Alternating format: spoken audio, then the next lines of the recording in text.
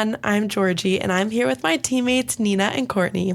Today we'll be talking about our process while documenting name, image, and likeness for our Story Lab project. Hi everyone, I'm Nina. Hi guys, I'm Courtney. So Nina, tell me about your role and what did you find the most challenging part of it all?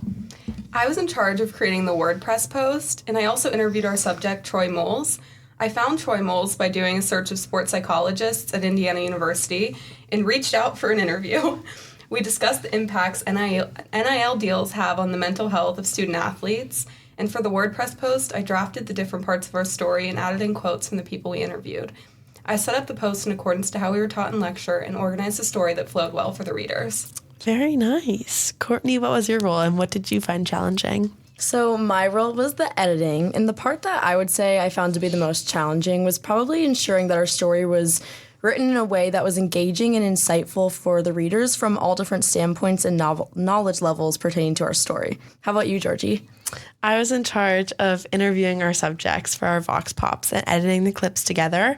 It was a little difficult initially when I was looking for people to interview because a lot of people just don't like being put on camera on the spot. However, I think that we ended up finding really interesting and diverse subjects that were really fun to talk to.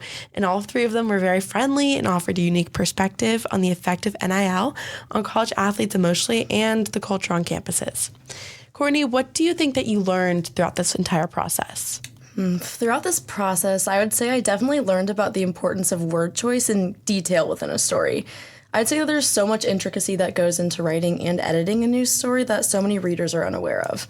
I also think it's really cool to see the final results of your story after knowing kind of the minuscule details of the story writing process and doing all of the behind-the-scenes work.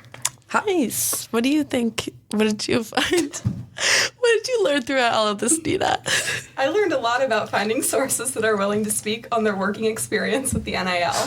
Since this is fairly new and the effects, like mental health, have not been looked at very closely yet, it was also a challenge to make sure all of the details were correct and followed a news story format. It was also difficult to combine all of the specific parts of this project, especially with spring break in the middle of it. And I was able to gain a lot of respect for people who work this way every day and have to overcome challenges that come up in these situations. What did you learn through this process, Georgie? I think I learned how much work goes into creating a story. Even for just such a small project like this, there were so many elements that went into creating a very cohesive and put together story. I know you guys know that we did a lot of preparation, we did a lot of interviewing, videotaping, recording, taking photos, writing. There were so many elements that went into it. So I have a lot of respect for teams that do this professionally, even though I do think that we did a pretty good job. Well, that wraps up a reflection on this project. Thank you for listening. I hope you enjoy, Ryan.